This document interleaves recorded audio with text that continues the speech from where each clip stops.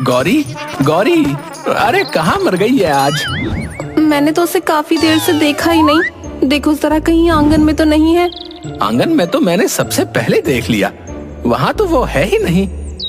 अरे तो फिर कहाँ चली गई सुबह सुबह? ऐसे कभी जाती तो नहीं है कहीं? पर आज तो चली गई ना।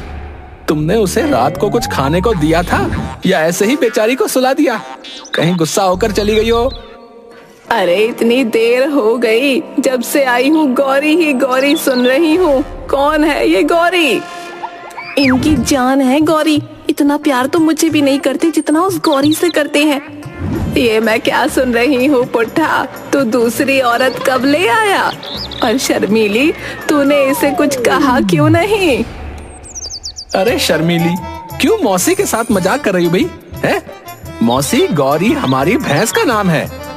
आज जाने कहाँ सुबह सुबह निकल गई है। अब जाने इस शर्मीली ने बेचारी के साथ क्या किया है। देखा मौसी, उस गौरी के लिए तो मुझसे भी लड़ जाते हैं। वो सुबह सुबह इन्हें छोड़कर भाग गई। वो तो इनको जरा भी नहीं दिखा, बस मुझे सुनाए जा रहे हैं। तुमने ही उसे नाराज किया है। अब मैं जा रहा हूँ उसे ढूंढने और उसे मनाने। हाँ हाँ, जाओ जाओ, ले आओ अपनी गौरी को। मौसी अपने खटोले पर बैठी बैठी बड़े मजे से पुट्ठा और शर्मीली की नोक झोंक सुन रही थी और अंदर ही अंदर मुस्कुराए जा रही थी।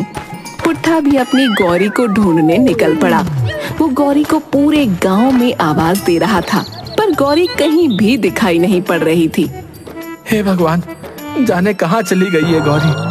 अब मैं इसे कहाँ ढूंढूं? अरे पुट्ठा, क्या हुआ?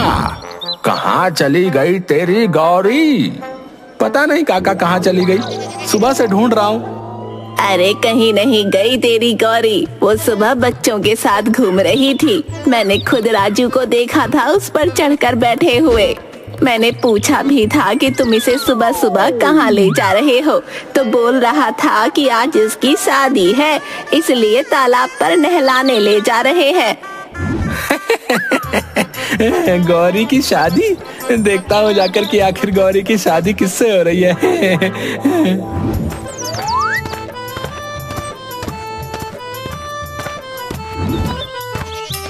पुट्ठा तालाब पर जाकर देखता है तो वहाँ भी गौरी नहीं दिखती। पुट्ठा फिर परेशान हो जाता है। क्या हुआ भैया, किसे ढूंढ रहे हो? अपनी गौरी को ढूंढ रहा हूँ भाभी। अरे उसे तो अभी सारे बच्चे नहला धुला कर ले गए हैं। बड़े मजे से नहा रही थी आपकी गौरी।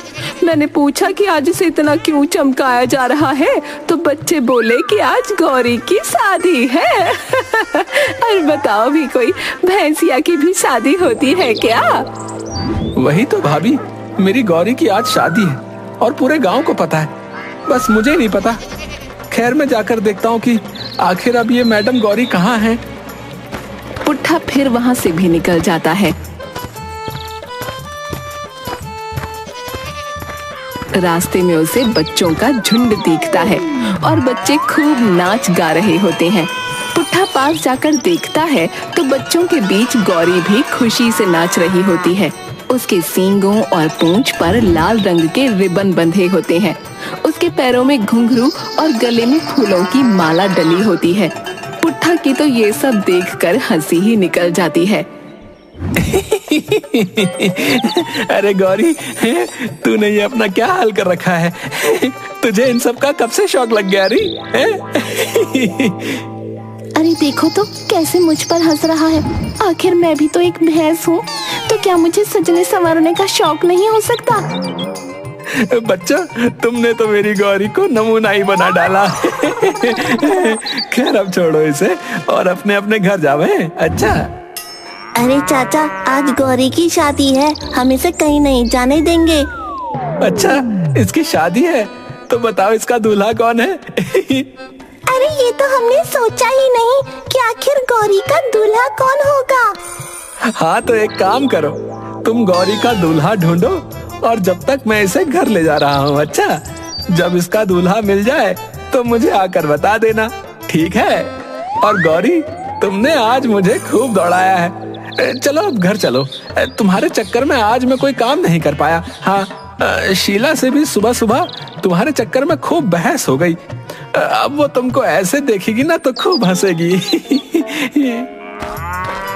पुट्ठा गौरी को लेकर घर आ जाता है।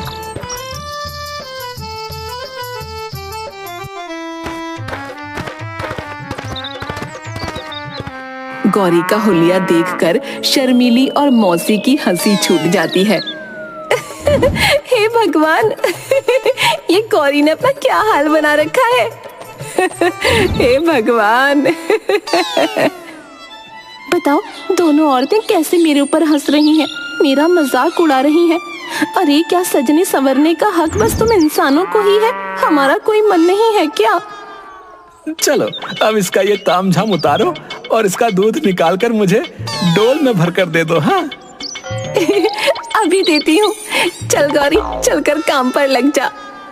पहले तो मुझ पर सब हंसे जा रहे हो, फिर चाहते हो कि मैं तुमको दूध दूं? बिल्कुल नहीं, मेरा मजाक उड़ाया है ना, तो मैं भी दूध बिल्कुल ना दूं, नहीं देने वाली दूध। अब शर्मीली बाल्टी लगाकर गौरी के नीचे दूध काढ़ने बैठ जाती है, पर गौरी तो मुंह फुलाकर खड़ी हो जाती है।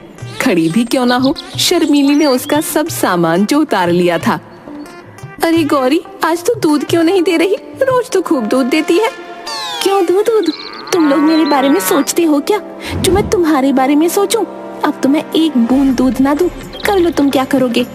शर्मीली गौरी का दूध काढ़ काढ़ कर थक जाती है, पर गौरी एक बूंद भी दूध नहीं देती। थोड़ी देर बाद जब पुट्ठा दूध लेने आता है तो शर्मीली पुट्ठा को बताती है कि गौरी तो दूध ही नहीं दे रही। इस बात पर पुट्ठा बड़ा परेशान हो जाता है कि अगर गौरी दूध नहीं देगी तो वो बाजार में बेचने क्या जाएगा। अब वो दिन तो ऐसे ही निकल जाता है।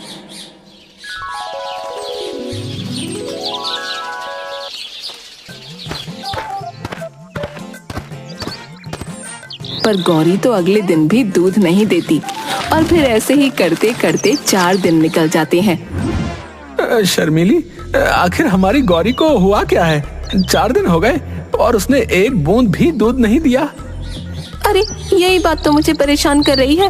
आखिर ऐसा क्या हो गया जो इसने दूध देना बंद कर दिया? पहले तो खूब दूध देती थी। बात तो अजीब है, पर ये गौरी ना उसी दिन से दूध नहीं दे रही जिस दिन से बच्चे इसकी शादी करवाने ले जा रहे थे। कहीं ऐसा तो नहीं इसको अपनी शादी टूटने का दुख हो रहा है? अरे मौसी, भैंसों की भी कोई शादी होती है क्या? इसको बड़ा समझ आ रहा होगा इसकी शादी टूट गई। अरे शर्मीली, ये जानवर सब समझते हैं।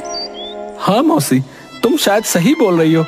ये उस दिन बच्चों के साथ बड़ी ही खुश होकर कूद रही थी और फिर जब मैं इसे वापस लाने लगा तो ये आने को तैयार ही नहीं थी। हाँ तो बस यही बात है, तुम मान ना मान, पर ये इसलिए ही दूध ना दे रही क्योंकि तुमने इसकी शादी ना होने दी। अरे पर अब क्या हम इसकी शादी करवाएंगे? ये बात तो बहुत ही अजीब है। देख ले, अब तरीका तो यही है।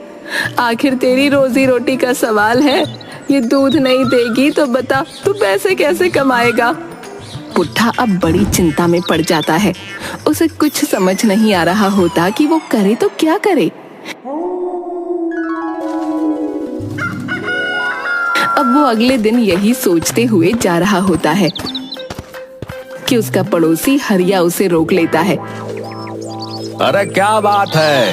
अरे बड़े उदास दिख रहे हो हैं? अरे बात ही ऐसी है, हमने हमारी भैंस की शादी नहीं होने दी, इसलिए वो नाराज है और तब से दूध ही देना बंद कर दिया है। अरे ऐसी बात है तो कल ही मैं अपने भैंसे भूरा का रिश्ता तुम्हारी गौरी के लिए लेकर आ जाता हूँ। तुम्हारा भैंसा? हाँ भैंसा, अभी कुछ दिन पहले ही तो लिया है। एक बार तुम अपनी भैंसिया गौरी की शादी उससे करवा कर देख लो तो तुम्हें पता चल जाएगा कि वो दूध इसी वजह से नहीं दे रही या कोई और वजह से। हाँ ठीक है, फिर तुम कल ही अपने भैंसे को मेरे घर पर ले आना है।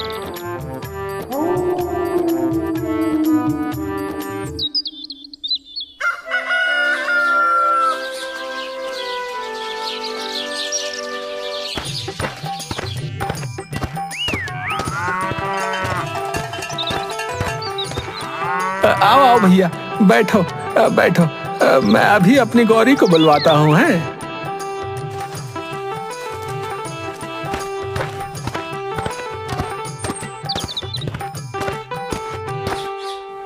अरे आप आ गए भैया।